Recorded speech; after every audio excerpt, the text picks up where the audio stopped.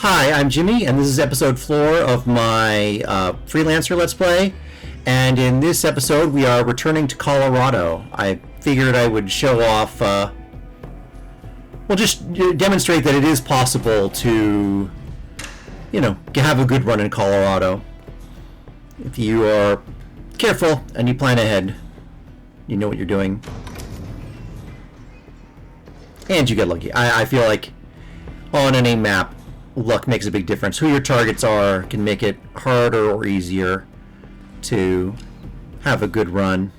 So I'm just showing the items I'm picking up before going on my mission.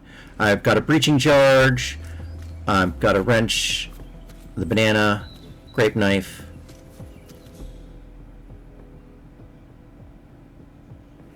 and yeah, I got a rusty nail.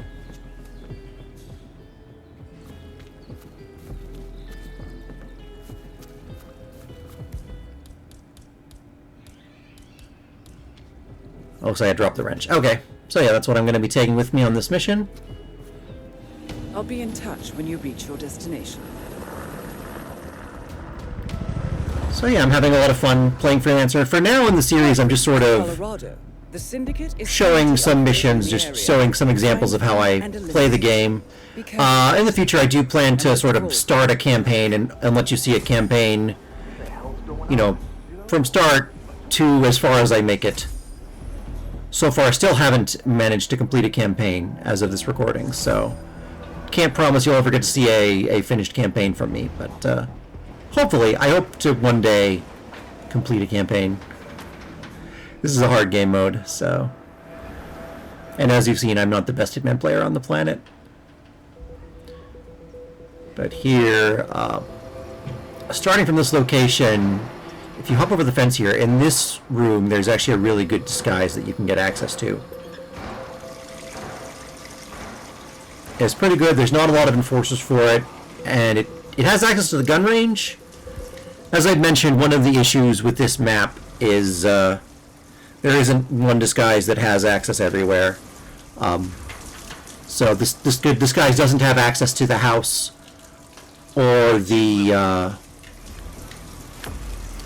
what's the other? Oh, the bomb range. But it has access to the gun range, and it's pretty light on enforcers. In any case, none of my targets are in either of those locations. So this disguise would be good. And since I have the use only one disguise challenge, I should be able to do that. There, I just wasn't sure that I would be able to get away with that. Probably being overly cautious. I could have killed him when he was by the sink, and that would have been fine. Yeah, I really like the grape knife as a weapon. It's when you unlock the outdoor area, or I think maybe once you unlock the shed, it it respawns at your safe house every time, so you don't have to worry about losing it. Like if you leave it behind on a mission, it's no big deal because it'll be there again when you come back. Unlike the guns you bring with you, which if you leave those behind, they're gone for good. The other nice thing about a thrown knife is it's basically like a silenced pistol kill. Like it doesn't make any sound, and in some ways I think it might be better because with weapon kills, like if you shoot someone with a gun and NPCs see it, they will immediately know where the bullets were fired from. It's a mechanic they have in Freelance or in Hitman. In all of Hitman, they have this mechanic, and it's one of the ways they sort of nerf sniping. I think one of the concerns with developing Hitman is that sniper rifle is a very powerful weapon. And in the old Hitman games, the way you balance that is you didn't always have access to a sniper rifle. And when you did have a sniper rifle, usually the challenge was trying to get in position to take the shot, potentially sneaking around while carrying a sniper rifle on your back. But in Hitman, in the World of Assassination trilogy, you can... anytime you want to, you can snuggle a sniper rifle into the level. So the devs have to think of like, okay, if the player can always bring a sniper rifle into them, how do we stop them from just sniping targets every single time? One way they do that is by having the rules for Silent Assassin sort of punish sniping. Like the bodies, it's hard to get the no notice kills and no bodies found requirements met when you're using a sniper rifle. And the other thing is if you do snipe people out in public, they have that the AI sort of magically always knows where the shots came from, and they will run straight to you. Anyway, this is sort of a long way of saying I don't think the same rules apply for the grape knife. So that's another reason why it's a great, like any kind of knife really is great. The grape knife is also good because you can carry it through a frisk. Like a guard will frisk you and they won't stop you if you're holding a grape knife. So there, I skipped ahead. I was just identifying where my 2 targets are. I think this guy was the same target I had in my previous run. And it was these 2 patrolling guards that ended up spotting the body as I was trying to hide it. Yeah, I think of all the sort of minor objectives, I think no bodies found might be the hardest. By minor, I mean like not the prestige objectives. For prestige objectives, I feel like Silent Assassin suit only is pretty clearly the hardest. Although time trial can be difficult. So yeah, the timing on this is a little tricky. Sometimes people will glance over here, but I managed to get away with it.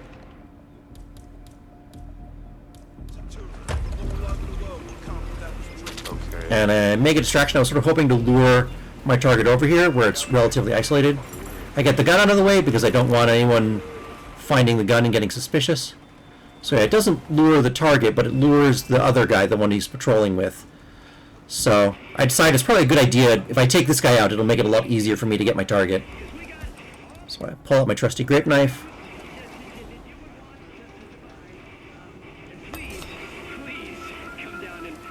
Yeah, wait until he's relatively isolated. I throw the knife. And that takes him out. And no one has noticed.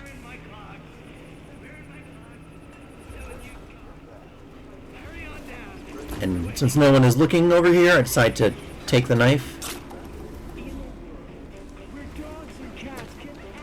And yeah, I'm not going to worry about the hiding the body. That's not one of my objectives.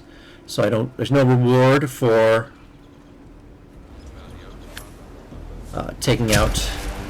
hiding bodies, so I don't worry about it. This will surely be a blow. And there, I've completed my first challenge, which is to eliminate a target with the grape knife. I have to say, it's a beautiful piece of work.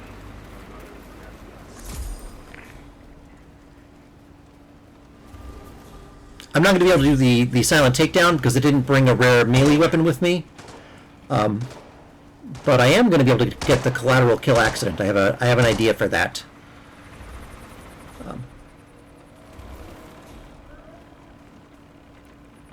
Yeah, this is an area of the map I'm very familiar with because I usually take his disguise, and there's a great in my Silent Assassin run of this level. That's where I go to take out. Sir, don't throw stuff around. So there, the distraction didn't work because he saw me throw the banana, even though I was hiding in the grass. And unfortunately, I threw it somewhere where I can't get it, which is also annoying. Decided to use one of the apricots I picked up to create another distraction. What the hell is that? There. And while he goes to investigate, I unlock the door with the rusty nail. Command, either we got a poltergeist. But yeah, so because this is where I go to take out Ezra Berg and get a disguise that'll let me into the house, I'm very familiar with this part of the map. So the fact that this guy was my target is very convenient.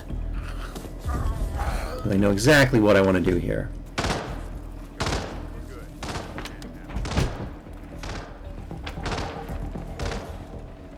I drag the body so he won't see it, and then I choke him out,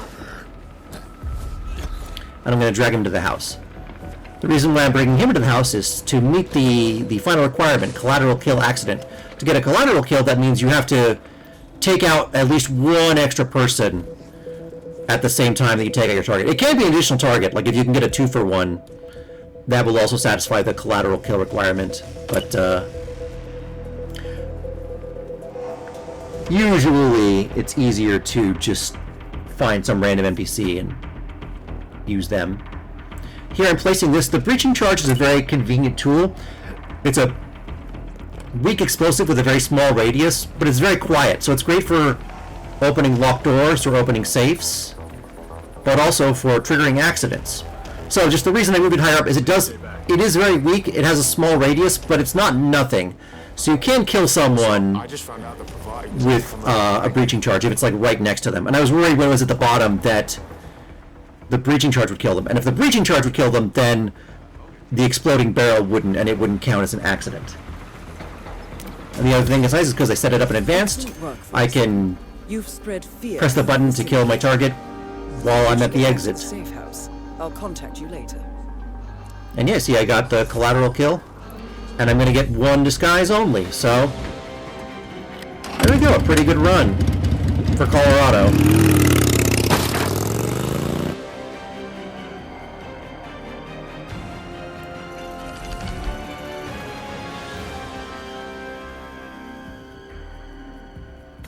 So there we go, 3 of the 4 objectives met, and no one caught on. So yeah, thank you for watching. I will see you in the next video. Goodbye.